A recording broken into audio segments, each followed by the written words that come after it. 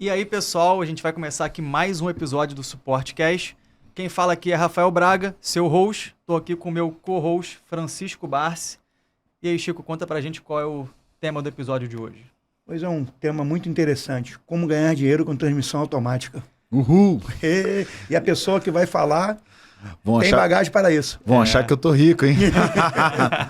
E hoje, para falar sobre esse tema, a gente tem aqui uma pessoa que não só vive esse negócio, esse mercado, mas também já tem muito sucesso com ele há bastante tempo. Com vocês, Cláudio Curti. Seja muito bem-vindo, Cláudio. Opa, prazer meu estar aqui com vocês e poder compartilhar um pouco da minha história, um pouco da vivência desse mercado, até porque eu não venho somente do empreendedorismo, mas do campo de batalha, então acredito que a gente vai ter um bate-papo muito interessante aqui. E tô um pouquinho receoso das perguntas aí que vocês estão preparando. Fiquei olhando assim de longe e falei, mas vamos lá que eu tô preparado. Não, tranquilo, você só vai ter que sair daqui com um plano de negócio pronto para quem quer começar, mas vai ser fácil. Então vamos agora abrir vários negócios, né, pelo Rio de Janeiro, pelo Brasil, de transmissão automática. Vamos lá, galera, se preparem então que vai vir os 5 passos aí para você. Mas é isso. Talvez 5 não, mas uns 7 ou 8 passos você consegue se tornar uma referência em transmissão automática. Então é o seguinte, eu vou começar com uma pergunta bem simples. Cláudio, me dá um Google da sua vida aí. Como é que você entrou nesse negócio até chegar no câmbio automático? Será que tem um Google aqui pra gente pesquisar? Mas deve ter, Cláudio Curti. Se você pesquisar aí, deve ter bastante coisa.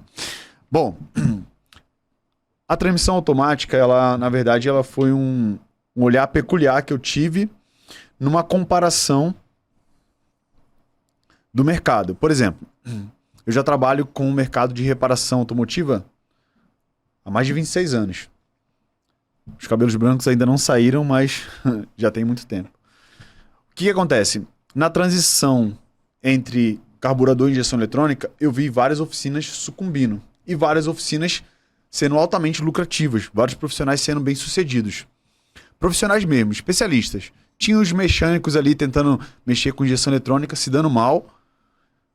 E isso eu não peguei como referência. Eu peguei como referência os especialistas, que ficaram bem-sucedidos real. De olhar assim, cara, o cara tem um jet ski, tem uma lancha, o cara tá bem. Foi muito interessante.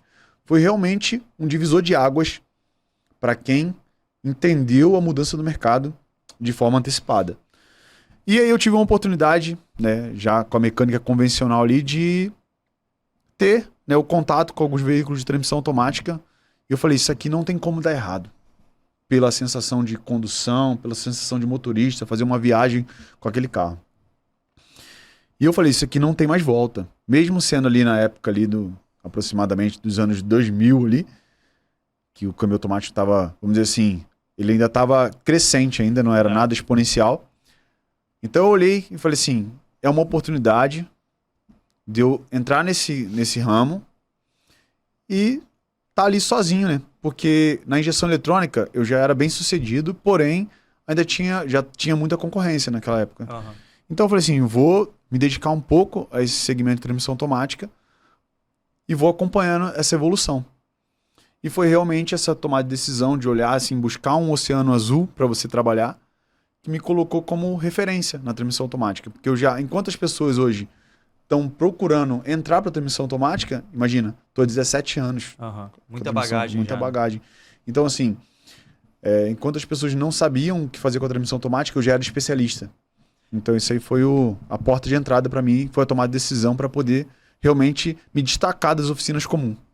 Não, é assim, você olhou para um mercado, enxergou a oportunidade e se jogou ali.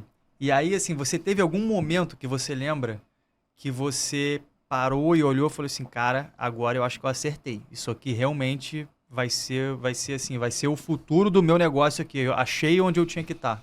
Teve um momento específico que você olhou e falou assim, encontrei.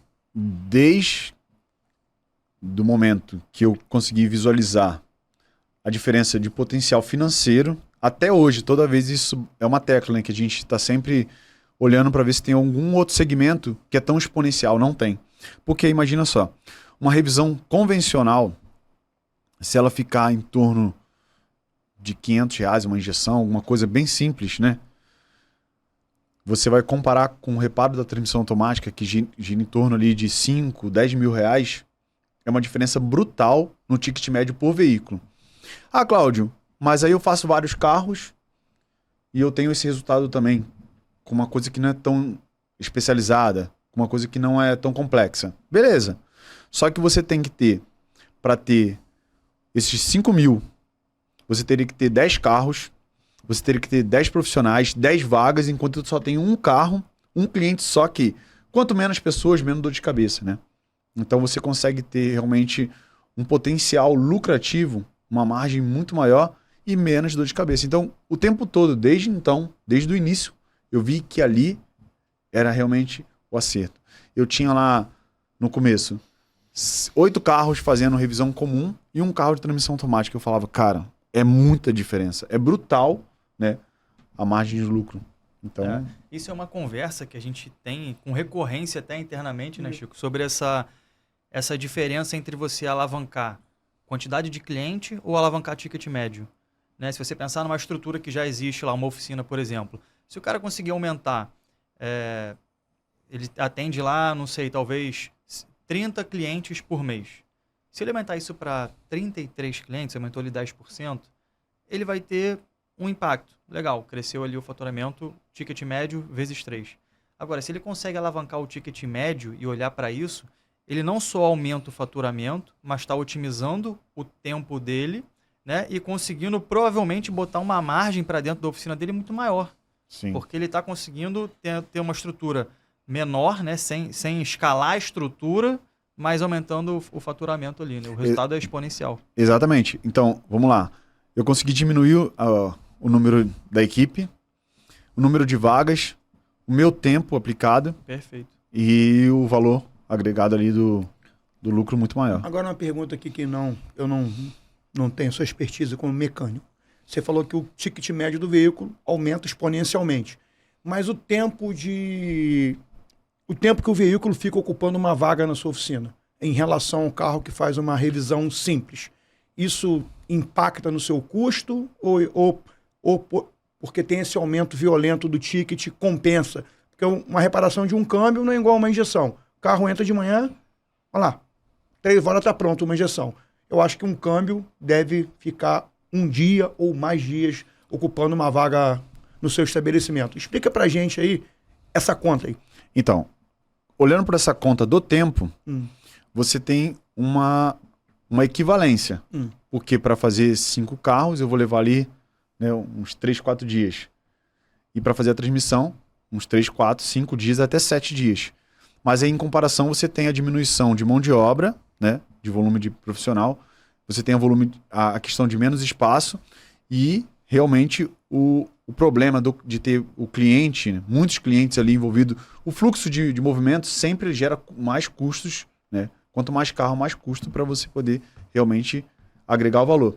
Porém, o tempo, também hoje em dia, dentro do que a gente entendeu já de mercado, existem alguns aceleradores que potencializam e diminuem significativamente esse tempo, né, do veículo na oficina.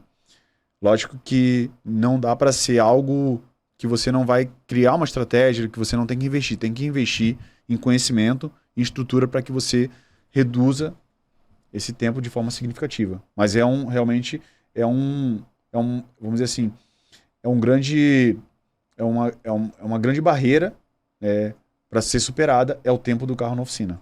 Boa sua pergunta. Cara, você entrou no ponto legal aí, porque não adianta também a gente pintar o melhor cenário maravilhoso de que esse negócio é uma mina de ouro, porque nenhum negócio sem gestão vai para lugar nenhum. Exatamente. Né? Então, quando a gente fala de nichos, subnichos, eu acho isso muito interessante, porque se a gente for pegar na suporte, por exemplo, a gente tem algumas linhas de produto que eu acho muito difícil ter aqui no Rio de Janeiro alguém com um estoque tão completo, né, com uma linha tão ampla quanto a que a gente tem para atender os clientes. Mas isso porque a gente fez a opção de ser especialista em cada um desses nichos, né? Isso é muito legal, mas eu achei interessante que você comentou o ponto de equilíbrio disso, né? Tudo é uma curva, quantidade vezes o valor, e você tem que achar esse meio termo, né? E durante o percurso, nem sempre você está enxergando. Às vezes você só vê quando olha para trás, né? Nem sempre você conecta os pontos olhando para frente. O que você vê que seria legal, a gente pensando aqui, alguém que de fato quer ter a transmissão automática como uma referência do próprio negócio. Quais são ali os serviços satélites, vamos dizer assim, que é interessante o cara ter, que vão fazer ele conseguir se especializar na transmissão automática, mas ter ali outros serviços que vão levar ele para um resultado legal? Assim, a minha pergunta ela vai ser até um pouco mais abrangente dentro do que você fala, porque faz todo sentido. Quando você é um profissional que só entrega commodities, né, que faz só alinhamento, pneu, só o básico que todo mundo faz. Isso. A sua captação ela vai estar muito limitada à sua região, porque esse cliente só vai até você se for porque você está próximo. Se ele tiver um cara igual você próximo ali, ele vai fazer. Você não trouxe nenhum diferencial. Então, quando você, como oficina, você agrega ali uma especialidade, um segmento, você se torna especialista naquele assunto e isso vai ecoar de uma forma mais abrangente. Então você se tornou especialista. Isso te traz referência, isso traz indicação, isso traz todo um potencial para você. Isso não te limita a oferecer outros serviços.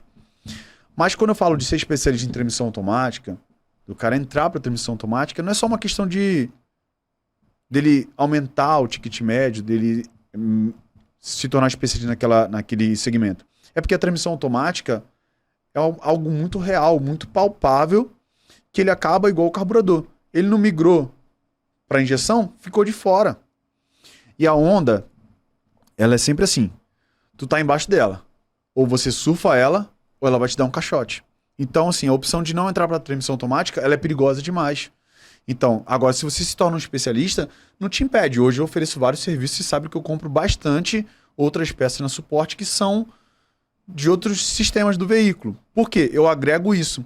E o que isso me traz? A minha competência ela é tão visível para aquele cliente que ele está disposto a pagar uma mão de obra mais qualificada para um serviço mais simples que me agrega valor. E eu estou ali prestando sistema de arrefecimento, injeção eletrônica, suspensão, freio, mas eu sou especialista em transmissão automática. Então a visão de você pegar um nicho e se tornar especialista em referência, ela vai te dar mais abrangência, né, e referência para que os clientes divulguem você. Né? Uma forma de divulgação também. Não o mais do mesmo. O mais do mesmo ele está ali catando lata. Deixa eu te fazer uma pergunta aqui agora totalmente ao contrário. O Rafael te perguntou ainda agora em que momento você percebeu que transmissão automática era o seu negócio. Mas teve nessa sua jornada um momento assim, cara, não estou aguentando mais. Houve algum fato durante a sua jornada? Aconteceu alguma coisa na oficina? Pô, bicho, acho que eu escolhi o caminho aí. Ou você respirou e teve que recalcular o leme, botar o leme em outra direção? Então, o profissional da reparação automotiva, ele é submetido o tempo todo a falar, porra... Porque a gente cria uma expectativa de um serviço simples e normalmente esse serviço não é simples. Então saia de casa sabendo assim, hoje vai ser brabo, mas eu tô... Qual abacaxi que eu vou descascar hoje? Exatamente. Aqui? Se o cara sai achando que vai ser fácil, ele vai se decepcionar. Então já tem que sair sabendo que... Mas é lógico que eu tive, com relação à sua pergunta, um momento que eu tive uma dúvida sobre esse segmento. E foi exatamente esse ponto, talvez, que me colocou como uma verdadeira referência a nível nacional sobre transmissão automática. Regional eu já estava ali, né? Porém, os cursos que eu fiz, eles me limitavam a uma crença que até hoje ela perpetua. O cara é profissional baseado em manual técnico. O manual técnico, o manual do carro, qualquer manual, ele está sempre com uma possibilidade de erros, né? Com uma limitação de informação. Então, se eu for um profissional de montagem, se eu for um profissional de diagnóstico, eu tenho que ter um conhecimento sólido. E os cursos não me davam essa bagagem. Então, por várias vezes, eu tirava a mesma transmissão, tentando achar um problema, às vezes um problema até colocado, que eu tinha colocado, ou um problema que estava com a informação errada do manual. Isso me deixou muito irritado. Eu falava, cara, esse caminho não está certo. Porque para poder entregar o mesmo carro, às vezes eu tinha vários gastos, né, de resserviço e tudo mais. Não era algo que eu sentia robustez na entrega. Então isso me deixou pensativo.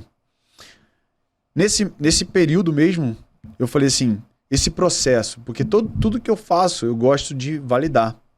Então eu sou redundante no aspecto onde eu visualizo que não somente a área do freio, da suspensão, que é um sistema de segurança que precisa ser muito bem feito, mas o carro enguiçar, seja por qual for o motivo, principalmente quem mora no Rio de Janeiro sabe que quem enguiçar à noite no Rio de Janeiro e ficar com a família ali, para mim é um item de segurança. Então, quando eu determinei que eu precisava validar tudo que era feito, eu sou um testador de carro nato. Então, assim, submeter o carro a várias condições severas antes de entregar esse carro, para mim é primordial. Eu testei tão severamente o meu carro mês passado que ele não resistiu. Foi o primeiro carro anfíbio do Brasil, numa Primeiro chuva Yaris, aí que a gente teve no Rio de Janeiro. Fabricou o primeiro Yaris anfíbio do planeta. Eu acho que a esse nível não, porque eu entendo que aí já é uma condição que é impossível, né? Não projetada. Mas as condições projetadas eu sempre busquei, né, colocar ele no limite ali para que se a gente tivesse alguma percepção de sintoma, alguma microanomalia, a gente já fosse investigar para que esse carro fosse entregue de forma robusta. Porém, esse processo só acontecia quando o câmbio já estava no carro. E era sempre um transtorno ter que tirar o câmbio de novo. E eu falei, eu preciso validar em bancada. E aí eu fui desenvolvendo, né, uma engenharia reversa no câmbio, comprei carros automáticos e fui pesquisando e vendo como é que as medidas se repetiam nos câmbios, o porquê que a medida existia, porquê que a pressão se comportava de forma. Então, eu criei ferramentas, métodos, técnicas de validação, técnicas de medidas para que eu pudesse validar a transmissão ainda em bancada. Por exemplo, quantas transmissões eu já entreguei pelo Brasil aí? Imagine com a desconfiança que aquela transmissão vai dar errado. Era impossível eu mandar, sei lá, Mato Grosso, para o Sul, se eu tivesse alguma desconfiança. Então, a transmissão hoje, ela me traz essa garantia. Mas em momentos eu tive o receio, porque o curso era muito raso. O curso, normalmente, o professor de sala de aula, desculpa até falar isso, mas ele é um cara que ele está instruído pela informação literária. É só didático. Ele não tem a vivência do campo de batalha e a necessidade. Então eu extraí, né, hoje o melhor dos dois mundos para que isso fosse acessível e que não tivessem profissionais medíocres no mercado. Então o que a gente entrega hoje, tanto na oficina quanto para os alunos, é algo robusto, é algo confiável e aí não coloca esses profissionais na dúvida, né? Igual eu tive lá atrás. Cara, isso é muito interessante porque a gente lida o dia inteiro com a galera da reparação, com a galera do varejo e a gente vê como que nesse mercado que... Cara, a gente está falando aqui de veículos que têm uma tecnologia teoricamente já muito conhecida e controlada há muitos anos, né? Não tem tanta novidade absurda, principalmente na parte da mecânica. Vamos falar aqui que é o que a gente mais... Suspensão e tal. E ainda assim, tem muito conhecimento que vem da aplicação, do mercado mesmo, assim. E essa galera que não tem por exemplo, volume de reparação da mesma coisa, que é o que você consegue ter com a transmissão automática, talvez eles demorem um pouco mais para absorver esse conhecimento. Vou dar um exemplo bem tosco aqui, que não tem nada a ver com nada técnico. Eu até vi um meme lá pra gente. A tampinha do Gatorade que encaixa perfeitamente no reservatório do... Qual reservatório? Do March. Então, encaixa certinho lá e fecha a tampinha do Gatorade. E os mecânicos sabem disso. Dei um exemplo bem tosco aqui, mas não é isso o tema central. E aí eu vejo que tem uma oportunidade tão grande nesse mercado, porque se a gente for comparar com quem trabalha com mecânica em geral, funilaria e pintura, tem muito menos gente trabalhando com transmissão automática. Por que você acha que isso ainda está assim? Porque quando a gente olha a frota e o risco de não entrar nesse mercado é muito grande. A gente sabe que a maioria dos carros que saem hoje estão com transmissão automática. A gente tem, inclusive, poucos modelos sem transmissão automática hoje para comprar zero, né? Não tem mais tanta opção. Cara, por que essa galera não entra assim? Você que está em contato direto com seus alunos aí. Então, vamos lá. Talvez essa também é uma barreira que eu encontrei lá atrás. Primeiro, eu lá quero saber disso, o cara quer ficar na zona de conforto. Primeiro que o cara também tem essa tendência, né?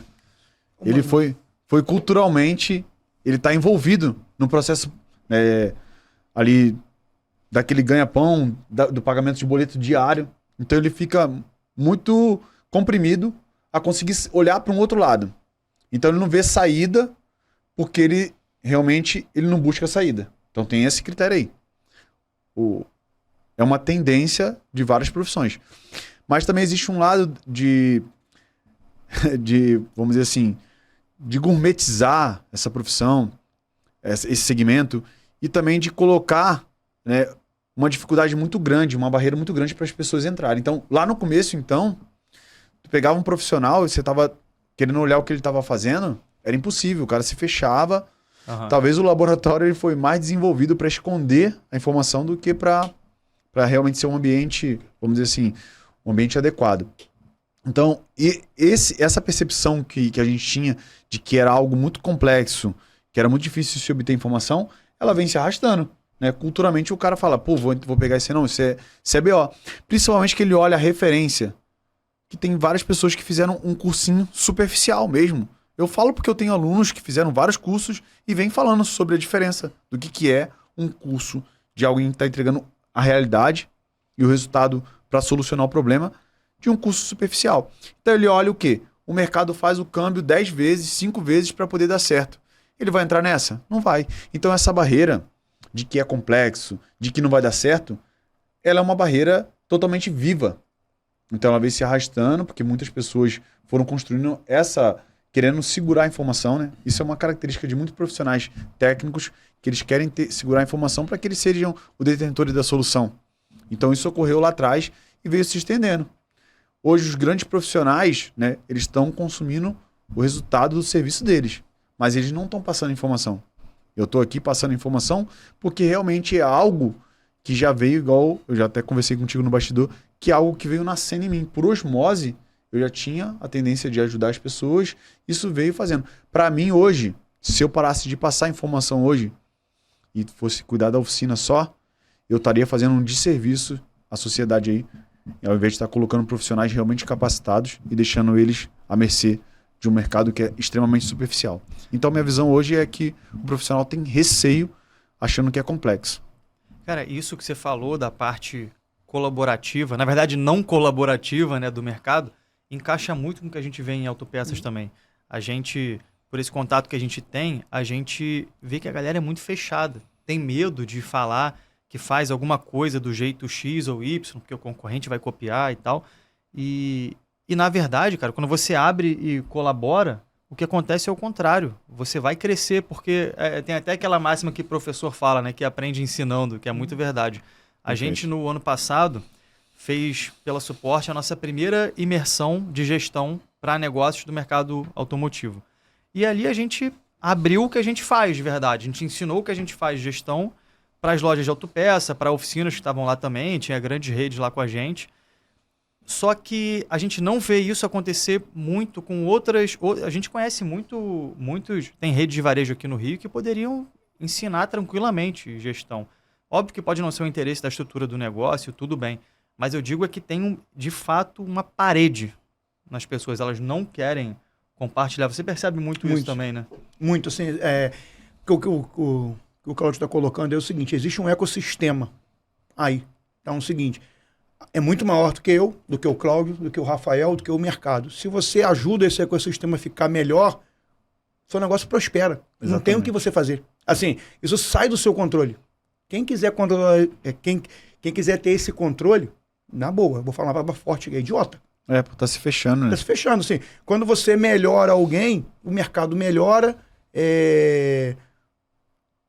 acaba resvalando em você. Se você pegar um carro reparado por um colega seu, porque o carro ele tem que dar problema, ainda bem que ele dá problema, né? Quando ele volta para você como profissional, é muito melhor pegar um carro muito bem reparado do que um carro feito de qualquer jeito. Eu acho essa sua postura interessante. Agora deixa eu tocar uma coisa aqui que eu lembrei aqui agora. Como você deu um Google aí da sua vida como reparador, eu conheço vários reparadores que eles são dragados pela operação, o dia a dia. Ele te vê lá, quer ter contato com você, quer comprar um curso, quer melhorar, não necessariamente o seu curso, ele quer se especializar em outra coisa, porque o ramo automotivo ele é lindo porque ele tem várias e várias coisas. Qual o recado que você dá para um cara desse que está dragado pela operação mas de novo com a sua experiência, são quase 30 anos, Como é que você conseguiu sair da operação para você nichar isso e administrar o seu negócio? Vou botar uma palavra meio que de fora. Você conseguir tocar o seu negócio que você precisa e treinar e ser treinado. Porque isso eu vejo muita dificuldade no aplicador, largar a operação, porque eu acho que é muito legal isso. O cara fica com medo, cara, se eu largar a operação vai pintar um cliente aqui, não vai ser bem atendido, mas também ele não treina, ele não desenvolve, ele não aumenta o ticket médio dele, que você já falou tantas vezes aí. Aonde que você, assim, como é que você conseguiu, o que você passaria para esse profissional que está escutando a gente aqui agora? Então, essa questão de você estar sendo engolido, né, pelo dia a dia, pelos boletos, eu acho que ela se estende em todas as áreas. E não é fazendo a mesma coisa que todo dia que você vai ter resultados melhores. Então é interessante você entender se se aquela mesmice daquela sua operação, daquilo que você está fazendo, não está dando tão certo ou não está dando certo, porque às vezes está dando certinho. Só que o certinho, bonzinho, é igual aquela máxima do sapo na água quente, né? Ele vai ficando gostosinho, gostosinho, quando ele vê, ele não consegue mais sair. Então entender que enquanto você não estiver buscando excelência, aquilo você está se projetando a ser engolido e você vai ficando para trás ao ponto de depois você sucumbir. Então é interessante esse profissional que ele tenha ele separe um tempo e faça com que aquilo seja necessário dentro do pacote vamos dizer assim, do pacote de custo dele, talvez mensal ou anual, que ele coloque, né, um valor para que ele invista em atualização própria, ou no caso, atualização da equipe. Que aí sim ele vai conseguir progredir. Então, sem conhecimento, não tem nada. Eu ouço muitas pessoas preocupadas e vejo muitas as pessoas preocupadas com estrutura ferramental. Sem conhecimento de fato, você não sabe nem qual a ferramenta ideal você vai comprar. Você às vezes vai comprar uma ferramenta de 15 mil e ela vai ficar empoeirada lá, guardada dentro de uma capa. 5 anos, 10 anos. Só para dizer que tem, né? Só para dizer que tem. Até porque o mercado ele tá muito glamuroso e tem muita gente criando, né, esse desejo e o cara vai muito. Ele, para fazer um vídeo sobre aquela ferramenta que ele tem, ele vai lá e faz um investimento gigantesco naquela ferramenta que ele não sabe usar, não sabe vender o produto, não sabe nada sobre aquilo ali. Então ele coloca a carroça, né, na frente dos bois. Quando na verdade o conhecimento, a constância de buscar informação e atualização, ela sempre é a base de tudo. Você ficar repetindo ações, né, operacionais o tempo todo, sem evoluir a mente, você não vai ter resultado diferente nunca. Nunca vai conseguir alcançar melhores resultados para você, no caso, e nem para sua família. Cara, acho que talvez aí mais de 90% das empresas brasileiras sejam empresas familiares e que já estão aí há muito tempo, e a gente sabe que a maioria delas fecha em menos de 2 anos. Se você for pegar aí a média do empreendedor brasileiro, ele não está preocupado no início do negócio em estudar gestão, aplicar gestão. Eu acho que isso tem muito a ver com a pergunta que você fez, porque a gente sabe que às vezes o cara pode ter uma técnica perfeita. Vamos trazer, por exemplo, o cara que abriu uma oficina de transmissão automática. Ele pode ter a técnica perfeita, estudou, sabe tudo como ele tem que fazer, e aí o negócio começa a dar certo, vai crescendo, daqui a pouco, quando ele vê, é o que eu sempre comento, é o peixe que morre afogado. O cara não consegue mais atender todo mundo, o atendimento dele fica horrível, porque ele não tem mais volume para fazer tudo isso. E na prática, se ele tivesse tirado um pouquinho de tempo para escalar o que ele faz em outras 3, 4 pessoas, ele estaria tirando o negócio dele do 1 para o 10, do 10 para o 100, e na verdade o que acontece é ele não consegue atender ninguém por pura falta de gestão, né? Sim, em partes, a minha visão ela não bate com o que você está falando, em parte. Eu acho que num segundo momento, igual você falou, ela tem a necessidade. Ela é real, essa necessidade. Mas eu nunca vi ninguém gerir um caixa vazio. Então, enquanto o cara não se torna realmente competente, enquanto ele não ganha dinheiro, ele vai gerir o quê? Então, eu vejo muitas pessoas que ainda não se completaram tecnicamente, não se tornaram competentes, não se apaixonaram pelaquilo que faz, buscando caminhos. Então, você só vai ter algo se você consegue realmente entregar algo, se você consegue vender algo sólido, verdadeiro, quando você realmente faz. Lógico que, num segundo momento, isso é primordial. Não se dá continuidade. Talvez essa era uma palavra que eu gostaria de ter escutado lá atrás. Não, o cara que quer levar a empresa do 1 para o 10, eu acho que é o caminho que você está falando. Não tem como vender um saco vazio, né? Você tem que ter um serviço ali de qualidade, você tem que saber o que você faz. Mas a hora de levar do 10 para o 100, não tem como. Escalar é a gestão, né? Sim. São momentos. E na prática, a gente sabe que às vezes são ações muito simples, né? Que o cara pode ter no dia a dia para levar isso. Mas entrando até nesse assunto, que eu achei legal você comentar essa parte, para quem está começando agora, vamos pegar aí um cara que já tem uma oficina até, está ouvindo a gente aqui, se interessou, a gente já falou da parte da técnica e tal, mas assim, por onde ele começa, onde ele procura, o que esse cara pode fazer para traçar um caminho para o negócio dele poder ser daqui a 1 ano, 2 anos, 3 anos, 5 anos, uma referência lá no local dele em transmissão automática. Deixa eu só complementar a pergunta do Rafael aí. O cara tem uma oficina hoje boa, organizada, você sabe que ele está organizado, tranquilo, mas ele não se aventurou no câmbio, no mercado de câmbio automático. Aí o seguinte, o cara que quer começar hoje, diz para esse cara o que é o básico. Vamos supor que o básico seja, vou criar um exemplo, trocar o calço só do câmbio. Isso é o básico da entrada do câmbio automático. Porque às vezes é o seguinte, você é especialista, você além de fazer a reparação do cara, preventiva, você também faz a curativa. Quando o câmbio chega no final da vida dele, você conserta. Tem profissional que não quer chegar no seu nível de excelência. Ele quer ficar na prevenção, porque o carro tem várias coisas para fazer prevenção. O que seria ideal para esse cara? Assim, aí eu vou explorar bem o seu conhecimento. Você falou uma coisa agora que eu achei muito interessante aí. Estão gourmetizando. O que eu vejo muita oficina postar aquela máquina de trocar o óleo de câmbio. E você tocou em um assunto aí que eu nunca tinha prestado atenção. Eu conheço gente que investe, às vezes, 20 mil reais naquela máquina e não sabe usar a máquina. Aquilo é mais um marketing para oficina do que efetivamente o trabalho. Sim. Aí quando o cara vai trocar o óleo, vai procurar o Cláudio. O que acontece? Dentro da pergunta e visão que vocês têm sobre a necessidade, né, para o cara entrar na transmissão automática e se consolidar depois de um período, a transmissão automática, por exemplo, igual eu já falei, não é uma questão talvez só de opção do cara entrar ou não. Igual você falou, os carros produzidos hoje no Brasil, eles estão já saindo, né, com transmissão automática e o opcional agora se tornou um manual. Então realmente é uma tendência muito grande. Então você ficar fora dela é um grande problema.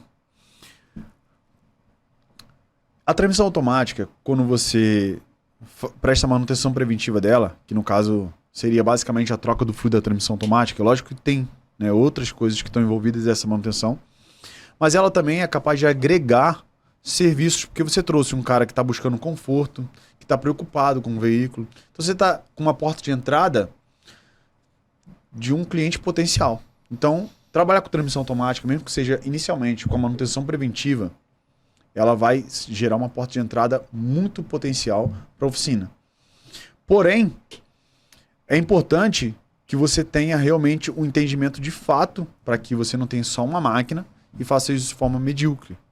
Porque a transmissão automática, ela tem alguns momentos que não é interessante fazer a manutenção preventiva. Então tem que ter um método de blindagem, eu tenho que ter um entendimento para saber se aquele momento... Igual o paciente, pode operar? Não é qualquer paciente chegou ali, eu vou operar. Às vezes ele precisa de um pré-operatório, às vezes ele não está apto para operar, e o cara quer sair trocando óleo de qualquer jeito.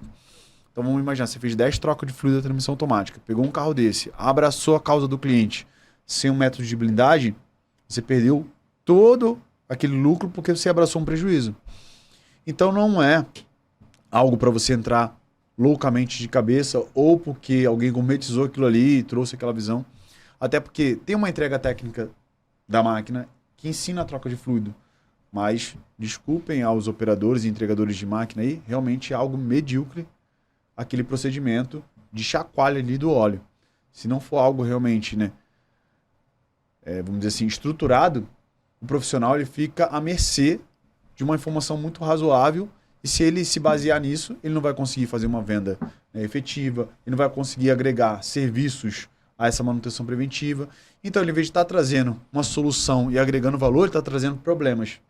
Então, tem que ter realmente um conhecimento envolvido, consolidado, onde alguém realmente, por exemplo, uma manutenção preventiva lá, a gente tem até um processo que vai sendo preenchido, uma ficha com a entrevista, com teste de rodagem, com a amostragem do fluido, que eu vou preenchendo aquilo ali se torna um documento.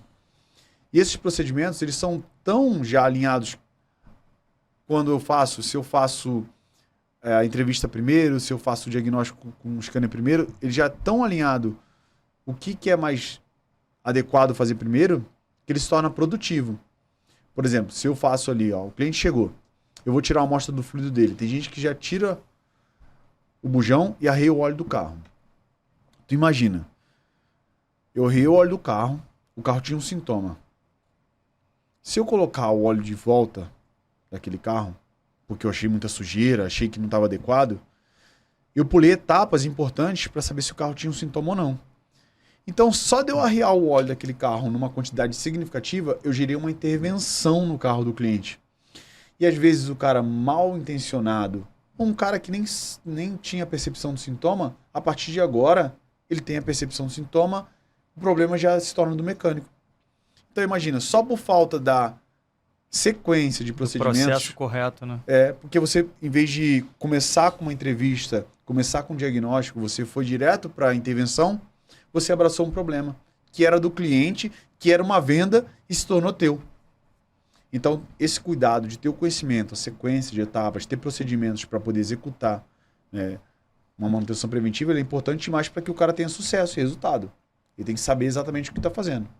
Cara, e entrando até nesse assunto que eu acho legal, porque a gente, quando está empreendendo, a gente vai errando e acertando ao longo do caminho, né? Mas, no meu caso, por exemplo, que eu estou na parte de gestão da suporte, vão ter erros mais tranquilos, que não vão ter um impacto significativo, né, para a organização como um todo, para o futuro, mas tem erros que já são bem significativos e podem atrapalhar, inclusive, o futuro. No caso da transmissão, se o cara fizer um serviço mal feito, o impacto você vai perceber ele muito rápido. Conta pra gente alguma situação assim, do lado do teu início, que aí... Cara, isso Conta um caos. Pô, isso aqui foi um problema que, meu Deus, nunca mais eu quero passar por isso aqui. Só um segundo antes de você responder. Gostei, assim, tô aqui aprendendo com você que você não tem noção. Sua resposta agora, cara, uma simples troca de óleo, todo um processo, né? Não é só Sim. tirar o óleo do motor, do câmbio e fazer a troca. Não é. Então, como a gente criou esses procedimentos, esses métodos de blindagem, exatamente porque tiveram, né, eventos maliciosos dentro do atendimento da oficina. Então, tive o caso de um cliente vir com essa malícia e aí ter um profissional ali, um chefe de oficina atendendo, não percebeu a malícia do cara, a gente teve que acabar assumindo o câmbio do cliente que já tinha problema e o cara ficou ali repetitivamente, né, acusando que a gente, na hora que foi fazer o óleo, tirar o óleo ali, só para ver que a gente causou aquele problema. Então, por mais que seja, vamos lá, Cláudio, mas teria como se defender, beleza, mas tem todo um transtorno envolvido, então a gente preferiu criar um método que realmente nos blindasse uma sequência. Por exemplo, vamos imaginar que o teu carro tenha um problema na transmissão automática. De repente, numa entrevista contigo, só para entender o que é uma entrevista. Uma entrevista não é algo... Vocês devem estar fazendo isso comigo agora. Talvez não perceberam. Mas é algo que tem alguns gatilhos mentais que eu vou produzir. Inclusive eu tenho essa tabela de perguntas que eu vou produzir a redundância, porque eu não quero que você me dê as informações que você quer me dar. Eu quero absorver informações que são pertinentes à condução do veículo, ao estado do veículo. Então é mais do que o que você quer me entregar. Porque às vezes você quer me entregar só que o câmbio tá bom. E às vezes o câmbio não tá bom. Então vamos lá, pulamos essa etapa agora. Saímos dela bem, porque ela é muito condicionada ao que eu consigo conquistar nessa entrevista. Mas imagina, ao invés de eu botar o carro no elevador, ter todo um profissional trabalhando no carro, aquele mesmo atendente entra no carro, liga o carro, e só engata a marcha. Ele já vê que o carro está dando tranco. Naquele momento, eu já não tenho mais preventiva, é corretiva. Então, tem alguns passos que são dados de forma bem prematura, que eles já me blindam. Eles já evitam serviços, evitam vários processos e me blindam ali do que o cliente está falando, que o carro está demonstrando. Então eu vou seguindo essas sequências que elas são assertivas, reais, para que eu tenha, né, um resultado bom, para que eu consiga converter um problema em venda. Então isso tudo é uma sequência que a gente criou. E lá atrás, sem essa sequência, obviamente, eu tinha uma porta aberta para mal intencionados. Hoje em dia não. Está tudo muito cercado. Então isso também é passado dentro de um curso onde que os profissionais que vão entrar para esse segmento, eles vão ter esse método de blindagem, vão ter esse material em PDF pronto para poder fazer uma manutenção preventiva adequada ali. Até porque a venda também não é algo que deve ser feito de forma simplória, porque tendenciosamente esse cara não é qualquer um cara que vai estar fechando uma manutenção preventiva, até porque culturalmente isso não existe. Você vai pegar no manual hoje do proprietário, é long life, lifetime, né? Então... Eu ia te perguntar até agora assim, sobre essa venda e sobre como que é esse processo de recebimento quando um cliente chega lá. Claro que quando ele chega com um problema, você vai fazer todo esse processo e tal, e isso é algo que já veio pronto a ser resolvido. Mas nesse processo de venda mesmo, para você agregar outros serviços quando você está ali, e aí a gente sabe que a gente está falando aqui de oficinas, outras como a sua também, que querem fazer o negócio do jeito certo.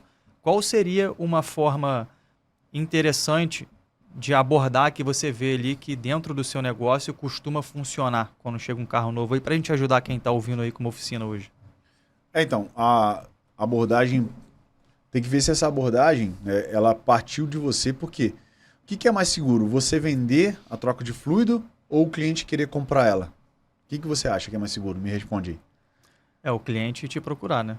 Não é mais seguro, porque se ele tá querendo te comprar, te comprar essa... para te blindar, você está dizendo. O que é mais seguro para mim? De um golpe. Exatamente. Ah, entendi. De um golpe. É você vender. Entendi. Então, você saber vender é muito mais protetivo. O cliente está envolvido em outro serviço e você conseguir agregar a troca do fluido. Então, saber vender a troca do fluido, o porquê que tem que fazer, qual a quilometragem ideal, qual o tempo ideal, isso tudo, fazer com que o cliente entenda de forma clara o porquê disso, é muito mais interessante do que o cliente te procurar para isso. Não que não seja benéfico também, mas quando ele te procura, aí você já tem que Por que você... O senhor está querendo trocar Tem que investigar muito, né? E às vezes começa na entrevista, isso vai juntando, são elos, né? Que você vai ligando para poder você se garantir que aquela transmissão está apta a fazer uma manutenção preventiva. Entendeu? Entendi. Então, assim, é a entrevista com o cliente, é o test drive com o veículo, é um diagnóstico computadorizado, é a amostra do fluido. Então, são aspectos que vão estar, elos que vão se fechar ou não, para que você decida se é preventivo ou se é corretivo. Se eu trabalho só com preventiva, se é corretivo, eu paro.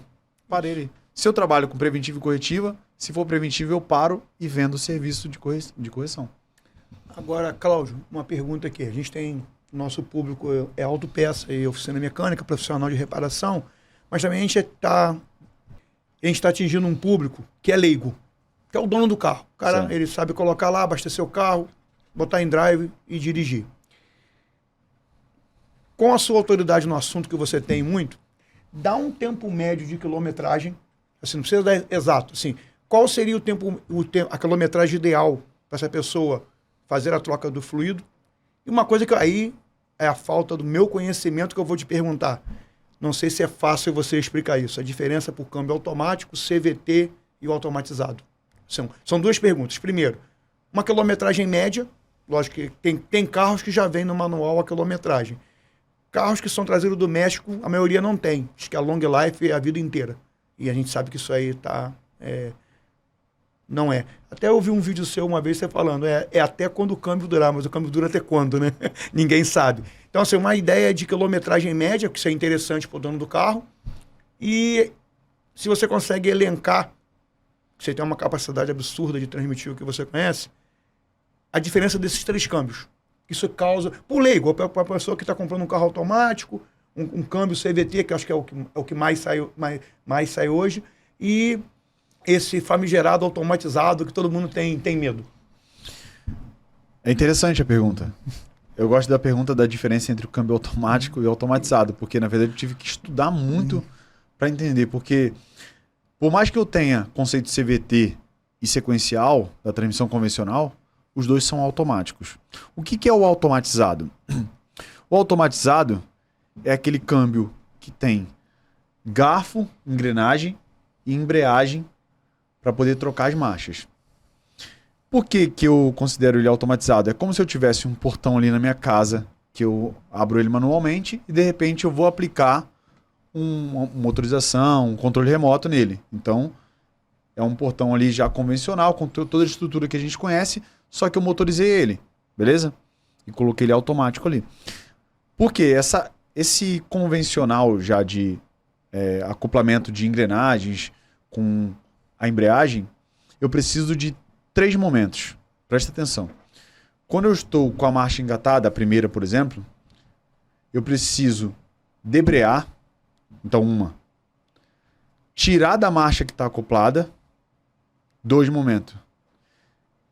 Eu posso até transferir para 4 momentos, mas vamos fazer só assim, ó, só 3 momentos. Então, eu estou na primeira marcha, debreei, 1 ponto, certo? Um momento, um movimento. Coloquei a segunda e soltei a embreagem. Então, tive 3 momentos para acontecer a mudança de marcha, certo? No câmbio automático, seja CVT ou aquele convencional, quando eu vou mudar de marcha, eu só tenho a embreagem que está aplicando o elemento da primeira marcha para mudança da embreagem que vai aplicar a segunda marcha. Então só tenho 2 momentos, é diferente. Então o tempo disso é muito diferente. Eu tenho que pisar na embreagem, mudar a marcha e soltar a embreagem. Lá não. Lá eu só tenho que soltar a embreagem e aplicar outra. Então são só 2 momentos, ok? Tanto que eles fizeram automatizados de dupla embreagem para diminuir esse tempo. Por isso que eles são rápidos, porque eu já tenho marchas aplicadas ali. É como se fosse 2 câmbios em um. Então, as manutenções são realmente diferentes. Por exemplo, como eu tenho acoplamentos de engrenagem lá, normalmente a embreagem também é seca, então eu trato essa manutenção como uma manutenção de um câmbio manual dos automatizados. Só que são dos automatizados de embreagem seca. Então eu trato ele como um câmbio de engrenagem convencional. Beleza? A manutenção preventiva dele é bem básica, a troca só do fluido da caixa de marchas, da caixa de engrenagem. Porém, existe uma tendência, né, que é desgastar a embreagem, que é seca ali, gasta, os discos gastam mesmo. A hora da manutenção preventiva dessa embreagem dupla, dessa embreagem seca que está ali, é realmente algo, né, significativo, o custo. Então você tem o custo baixo da troca do óleo, mas o custo alto da troca da embreagem. E no câmbio automático CVT ou convencional, que é automático mesmo, não automatizado, ele tem como o componente de desgaste o fluido. Então você tem um custo elevado, porque tem um fluido e o filtro ali, são fluidos bem específicos para suportar, né, toda a demanda de agressão que tem essa troca de embreagem, né? Então você tem um fluido que é caro, porém ele dura mais do que um fluido que está ali na transmissão convencional, ali na embreagem. Então você tem ali 2 aspectos diferentes de cuidado de manutenção, porém são, por exemplo, 30 mil seria o ideal para aquele fluido ali a 50 mil quilômetros das transmissões automáticas. E falar entre 30 mil e 50 mil hoje para um público leigo que se baseia no manual técnico ou no manual do proprietário, seria algo que ele vai até reclamar, vai ter mimimi aí falando aí do corte aí. Por que esse mimimi? Porque o primeiro dono, realmente ele não vai sofrer os danos desse processo degradativo que a transmissão vai sofrer. Se eu tenho um fluido que é o fusível e eu não troco ele na forma, vamos dizer assim, no momento adequado, eu vou estar degradando a transmissão. Quem vai sofrer isso, normalmente, é o segundo dono. E a concessionária não quer saber muito disso, né? A montadora não está muito preocupada com o segundo dono, de fato. Ela quer saber do primeiro dono. Então, quando eu faço isso de forma adequada, né, de forma prematura, eu aumento a vida útil do equipamento. Então, essa que é a visão. Seria também para o automatizado? Sim. É tendencioso eu tratar esse equipamento ali, a troca do fluido das engrenagens, colocar isso como um padrão também de 30 a 50 mil de forma genérica, para que eu tenha, porque o pessoal, todo o dono de automóvel, ele entende os automatizados ou os automáticos como automático, geral. Por quê? Porque tem a automação ali fazendo a mesma função. Aham. Então, posso generalizar isso entre 30 e 50 mil quilômetros. Ou 2 anos, que seria ideal, porque o fluido ele também oxida. Por mais que eu não utilize ele na quilometragem que ele alcançou, ele começou a captar. Porque todo fluido ele tem uma característica higroscópica, que é o quê? Absorver a umidade do ar atmosférico. E aquilo ali vai, vamos dizer assim, ele vai estragando os aditivos ali e perdendo propriedades que vão colocar a transmissão numa situação de desgaste, né? Então é ideal de 30 a 50 mil quilômetros ou 2 anos. Legal, isso era uma dúvida que eu tinha mesmo, isso aí vai esclarecer muita gente leiga que vai te ouvir. Vamos ver se a gente alavanca aí com essa informação o aumento de troca de fluido. É claro que isso vai gerar um burburinho, porque o fluido está em boas condições ainda. E aí eu vou falar, por que eu vou trocar um fluido que está em boas condições ainda? Porque você não vai deixar o fluido morrer para trocar depois. Porque o fluido, o óleo do motor, quando ele está ruim, ele começa a gastar o motor. Ele começa a estragar o motor. Mesma coisa com a transmissão.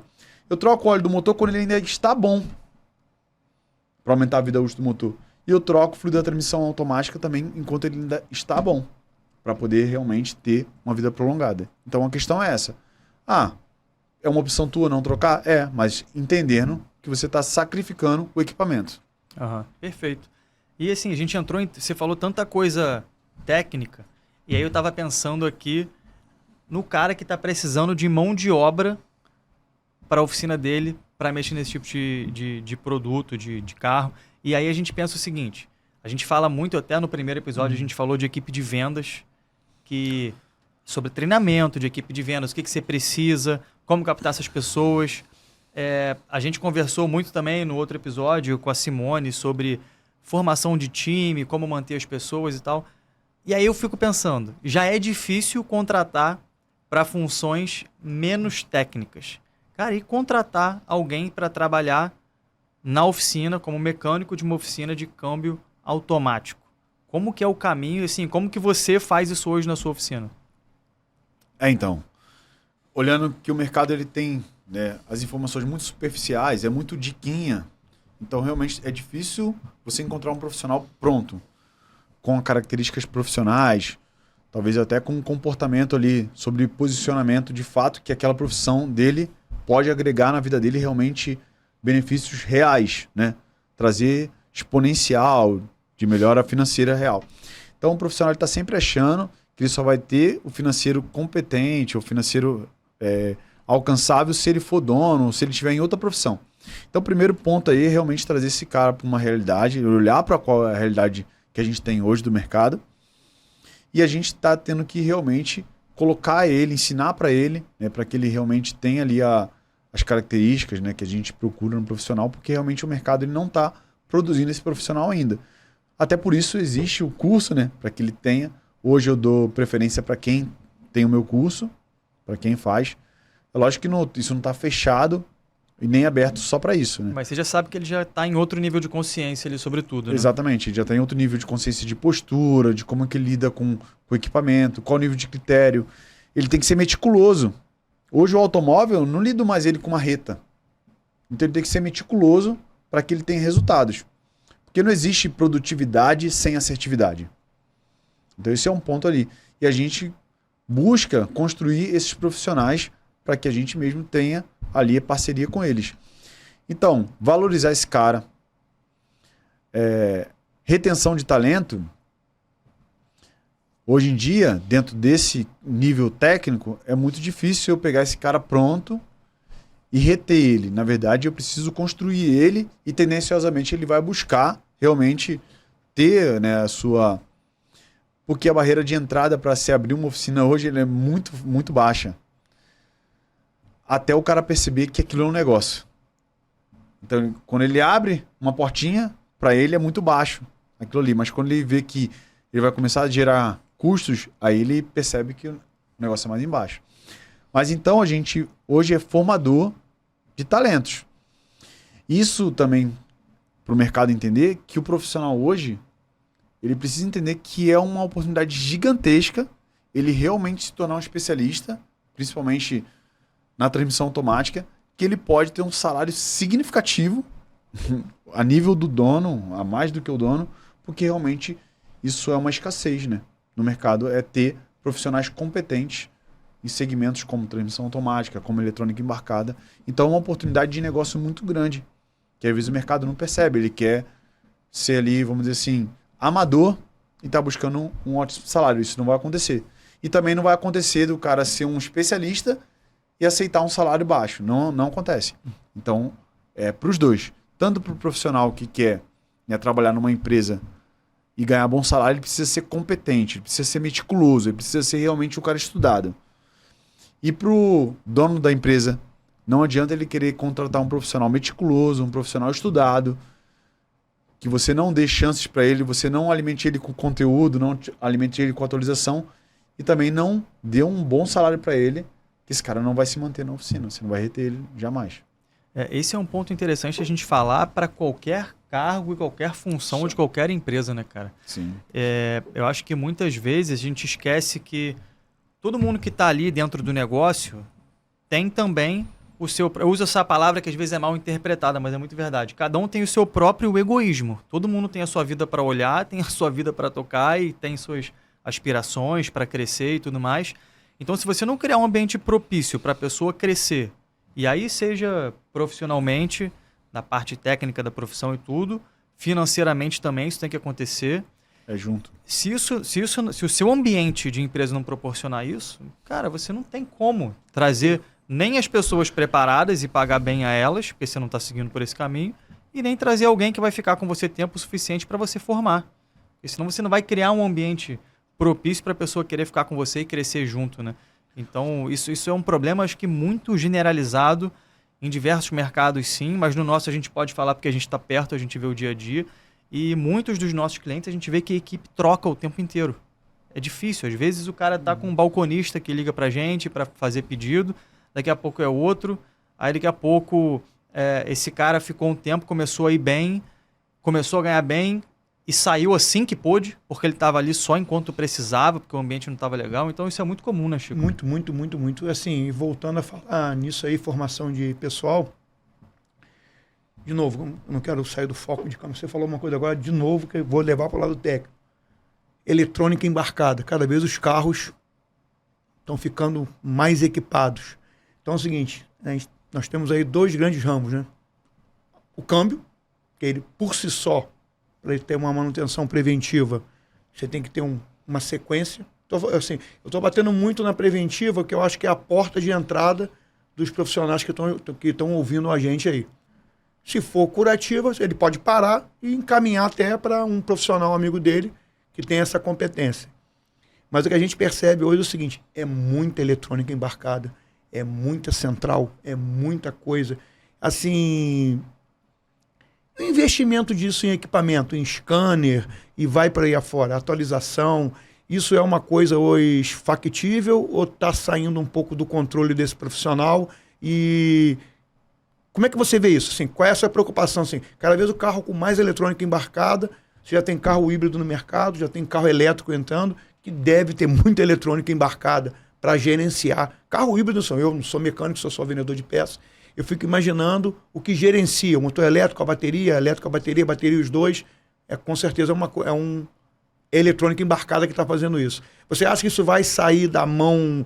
Você tem preocupação que isso saia, olhando para o negócio, isso fique tão sofisticado que isso saia da mão do simples mortal, o reparador, fique na mão de especializado ou não? Na verdade, quando você fala por esse viés, se abre aquele filme da Matrix, né? Volta de você. Eu vou te falar pelo meu viés. Que bom que a eletrônica embarcada ela tá evoluindo. Que bom que é tanta eletrônica embarcada. Porque, na verdade, se você olha para a eletrônica embarcada igual eu olho, por exemplo, para a transmissão automática, que ela tem ali vamos dizer assim, uma estratégia, né?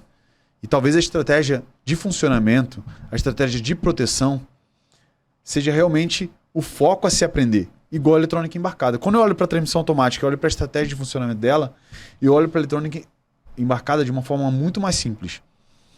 Se você analisar, quando um motor para de funcionar um cilindro por misfire, né, que a gente sabe que é um código de falha bem simples ali de visualizar, você olha para o cara que desenvolveu o software.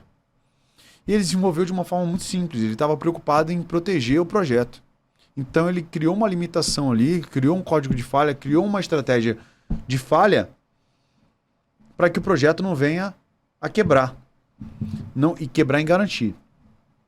Então, por exemplo, se você analisar hoje que tem várias estratégias, né, eletrônicas que estão envolvidas ali para proteger o projeto, para proteger o condutor, para proteger o nome da marca, se torna muito mais simples. Você acelerava o motor até o corte do giro, antigamente, no carburado. Na eletrônica você não consegue. O carro parado, ele limita o giro. Então essa é uma estratégia eletrônica que ela foi conduzida pelo setor, não só de engenharia, mas o setor de marketing, vários setores que estão em conjunto ali para desenvolver um software. Foram situações que a gente precisa pensar que foi um ser humano. É um algoritmo? É. Então não sai do controle, porque o algoritmo foi escrito por alguém. Ah, Cláudia, tem inteligência artificial, mas inteligência artificial para construir o algoritmo, que foi pensado por um ser humano. Então essa limitação, essa coisa toda, vamos dizer assim, essa ficção toda que está em volta disso, ela não existe. Ela, na verdade, está sempre construída por um ser humano que pensou em algo muito básico, que é o quê? Como vai ser conduzido, as possibilidades de erro que aquilo pode ter. Então é muito simples, muito mais simples. Na prática veio para resolver problemas. Exatamente. Né? Muito mais simples do que as pessoas estão vendo. E as pessoas, às vezes, querem gourmetizar novamente isso, querendo envolver osciloscópio, componentes muito evoluídos para fazer teste, e o cara não está nem pronto para poder, não estudou o básico ali, que é um multímetro. Então acho que o cara está indo muito mais no tecnológico do que no básico. A maioria dos problemas está no básico. Tu tem noção? Que 80%, 90% acho que é muito, mas 80% dos problemas estão no sistema de carga e partida do veículo. Então a gente está falando de bateria. A causa raiz da maioria dos problemas está na bateria, por exemplo. Imagina. E o cara está procurando na atualização de software, como que aquilo ali foi. Às vezes é um aterramento. Às vezes um cabo frouxo é o problema do carro. E o cara tá ali. Passa o scanner por milhão. A informação são tudo, estão tudo invertida porque não tem tensão, não tem corrente suficiente para o sistema. E o cara tá procurando um item muito sofisticado.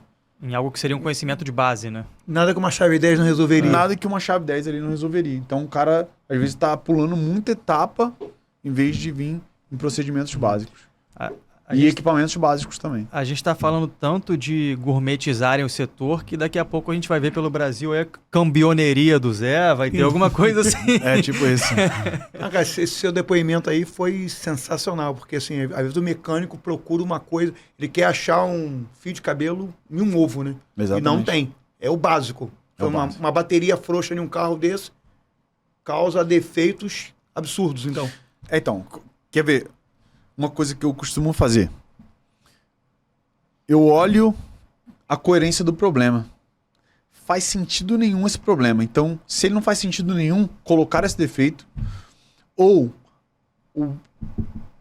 a referência, no caso, a referência que eu falo qual é a tensão de referência, qual a corrente de referência está errada, porque ele está criando um problema tão sem coerência que eu vou procurar ou colocar o defeito, ou a tensão de coerência a alimentação está errada, ou o software realmente, vamos dizer assim, despirocou aqui, que no caso o arquivo está corrompido.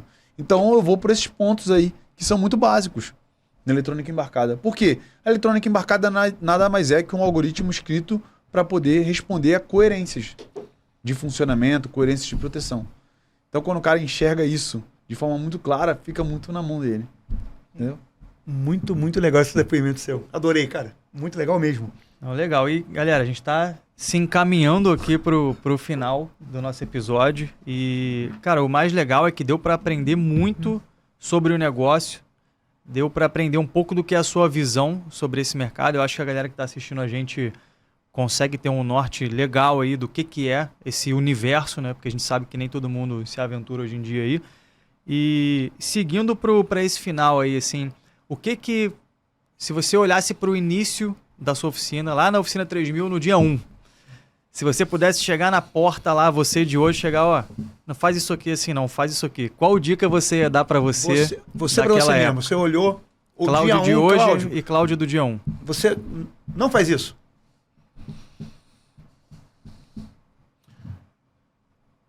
Eu talvez seria mais seletivo com as informações, né, que eu ia buscar, com conhecimento, o nível de conhecimento que eu ia buscar.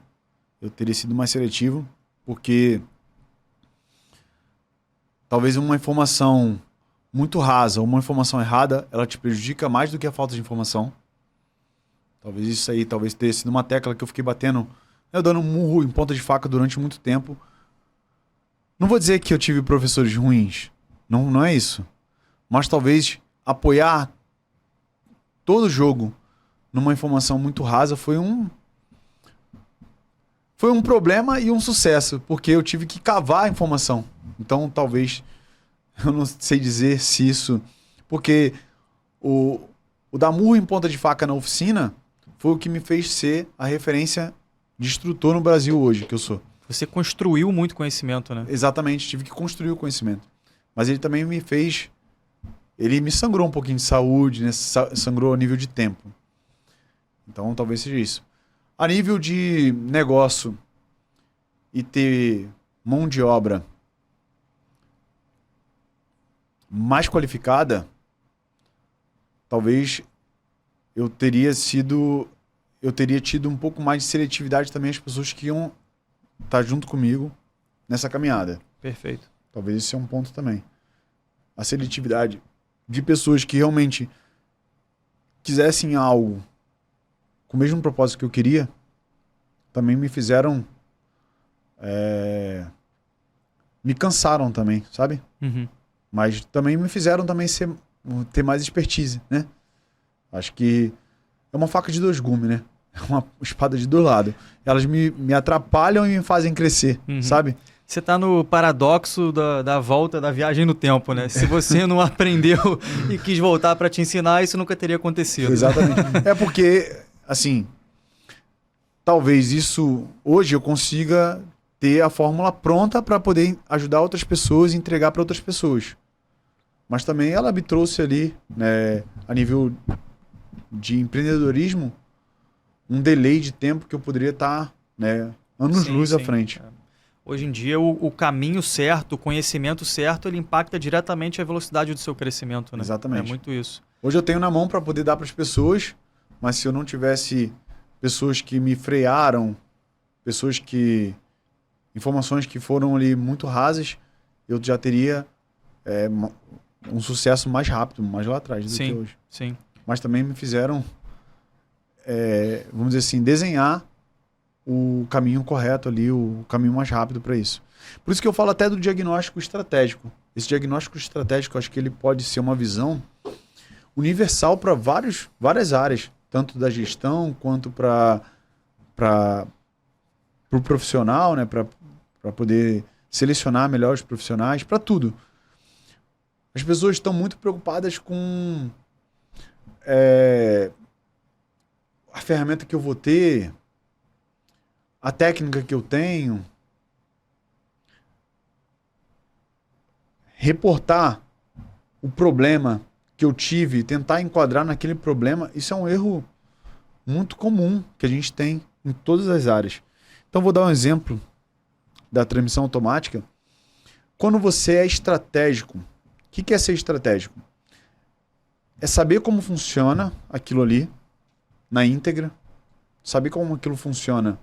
Talvez eu falar sobre o equipamento ou sobre a empresa, não importa, mas mecânica, hidráulica e eletronicamente, se eu sei como aquilo funciona e eu pego a informação que eu tenho do cliente, no caso seria quando eu pego a informação do cliente e do carro, na verdade eu estou pegando um sintoma e tendo ele claramente e vendo como aquele sintoma se comporta dentro do que eu sei como que o equipamento deve funcionar, eu consigo ter um caminho muito objetivo, muito estratégico. E imagina só. Alguém já jogou cara a cara aqui? Já. Já? Sabe, o cara a cara é aquele negócio, né? Eu te faço uma pergunta... Vai por eliminação, né? E aquela pergunta pode eliminar um componente só ou vários componentes que estão ali. Então, quando eu tenho uma visão estratégica sobre o diagnóstico que eu vou ter, eu posso ter, às vezes, 10 fileiras para testar. Imagina, beleza, você tem vários equipamentos ali. Você tem vários conhecimentos ali. Mas se eu não sou estratégico, eu vou testar 10 fileiras de 10 pessoas.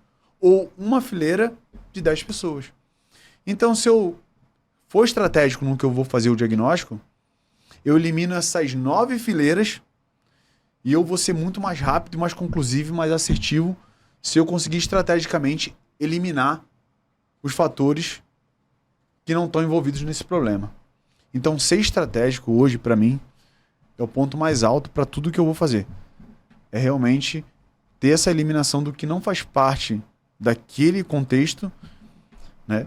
E seguir ali uma sequência de, sei lá, 5 etapas em vez de 50 etapas. Então, hoje, conhecer o equipamento, conhecer o que eu vou fazer de fato, para poder ser estratégico, ele me dá tempo, ele me dá vida. E talvez uma coisa que a gente não compra hoje, real de fato, é tempo, né? Então, eu só consigo conquistar tempo. Comprar, não. Então, ser estratégico é conquistar tempo para mim. Cara, eu vou te contar um exemplo aqui que você vai rir.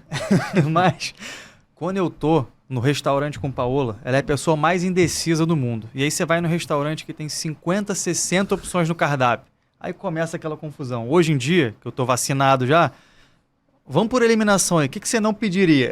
E aí começa a excluir as opções, no final sobra umas 3 ali, a gente decide junto e acelera o nosso Só pedido. um comentário, vai dormir na sala depois dessa revelação hoje. Tem uns dias aí até o episódio sair no ar ainda, mas Tá até lá eu tranquilo. vou fazendo um bom trabalho. Sim, sim. Chico, Vai ter que fazer preparar, né? Para esse episódio. Chico, aprendemos muito hoje. Sensacional, Cláudio. Considerações finais, manda aí. Cara, tô impactado, de verdade. E tô impactado mesmo, não tô de brincadeira não, tô olhando dentro do seu olho pra te falar com verdade. Eu sei que você é autoridade, mas tô aqui nessa conversa aqui, acho que a gente nunca conversou mais de 15 minutos nesse tempo que eu te conheço. Então, cara, você tem muita coisa pra passar, acho que vale a pena todo mundo que tá nos assistindo aí e nos ouvindo pensar nisso que ele falou. Dá pra reduzir isso aí, ele ficou anos e anos em erros e acertos. Ele tem essa bagagem que pode acelerar e escalar o seu negócio muito facilmente. Sim. Muito, muito obrigado, Cláudio. Cláudio, obrigado de novo. Fica à vontade para passar o seu recado final para a galera aí que está te assistindo, que tenho certeza que eles vão querer conhecer um pouquinho mais do seu trabalho depois desse episódio aqui. Assim, de forma geral, eu também sempre agradeço muito, porque na verdade a condução da conversa parte de vocês. E a gente também está aqui sempre aprendendo, né? Tudo que a gente responde parece que é um ciclo, alguma alimentaçãozinha que a gente tem ali para poder evoluir um pouquinho. Isso é muito bacana também. Fico feliz. Eu acho que, igual você falou, né? Todo acelerador que a gente puder se alimentar, mais do que uma ferramenta, mais do que tudo, um conhecimento que acelere, né, nossa vida, é uma forma da gente conquistar tempo. Então, assim, eu fico feliz de estar podendo proporcionar isso para mecânicos que são a minha classe. Eu, sendo um bom empreendedor, um professor, eu não me excluo, não me retiro jamais do que me trouxe até aqui. Então, assim, é emocionante. Com certeza, com certeza. É uma construção de uma carreira de muito tempo, né, cara? E quando você vê o reconhecimento vindo, é diferente. Sim, é assim, dentro do que... Eu gosto de estar emocionado por isso, né? De poder entregar isso de forma simples para os caras. Inclusive eu faço isso gratuitamente, porque realmente sempre é retorno, né? Igual eu falei, dentro da minha história, não foi algo que foi construído por pensando mas por osmose. Eu acho que de tanto eu ajudar as pessoas, eu consegui absorver dificuldades das pessoas que elas tinham e isso alimentou muito o meu conhecimento. Muito mais do que eu passei foi o que as pessoas passaram, né? E ajudar essas pessoas me trouxe o conhecimento, aquela bagagem real de fato. Então fazer isso hoje, ele é realmente um complemento, não só financeiro com que eu consigo absorver, mas é realmente algo que faz com que minha vida tenha sentido, né? Então, assim, é muito prazeroso. Valeu. Não, legal, cara. Obrigado demais pelo seu tempo. A gente sabe que todo mundo que tem uma empresa rodando é difícil encaixar aqui para a gente poder participar de um momento desse. Então, obrigado de novo. Para você que está acompanhando a gente aqui, você encontra a gente no SuporteCast no Instagram, SuporteCast também no YouTube. E se você quiser dar uma olhada no nosso conteúdo sobre gestão para autopeças e oficinas mecânicas, dá uma olhada lá no nosso canal Auto Negócio no YouTube. Beleza? Esse foi mais um SuporteCast. Até o próximo episódio e tchau. Tchau.